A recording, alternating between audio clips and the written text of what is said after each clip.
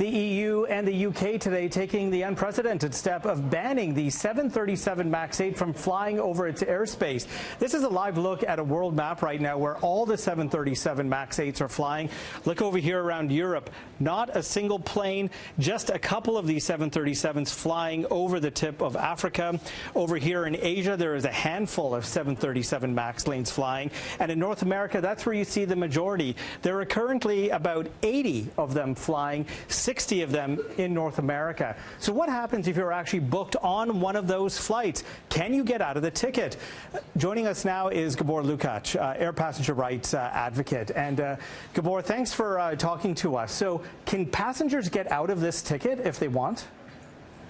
If the airline cancels the flight because the European authorities have banned the aircraft from the airspace, then the airline can either replace the aircraft or reroute the passenger. But in that case, passengers, of course, can get a refund.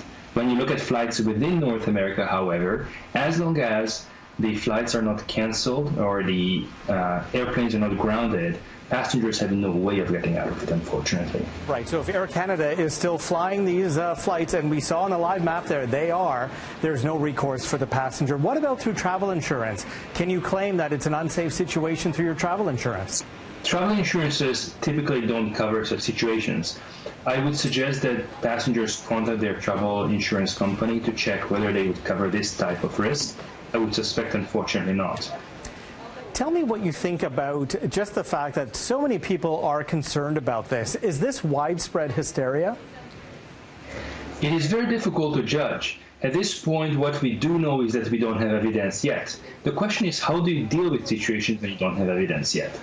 It would be wise, perhaps, to ground those aircraft for at least a few days or a week until we get the first readings from a flight data reporter. Alternatively, airlines should be required, at the very least, to offer a refund or right to rebook to passengers affected by this. All right, Gabor, thank you for joining us. Thank you for your expertise. I want to go back to Twitter because Donald Trump has weighed into the crass situation here in a series of tweets. The first one saying, airplanes are becoming far too complex to fly. Pilots are no longer needed, but rather computer scientists from MIT. And he goes on to say in the second tweet here, I don't know about you, but I don't want Albert Einstein to be my pilot. I want great flying professionals that are allowed to easily and quickly take control of the plane here.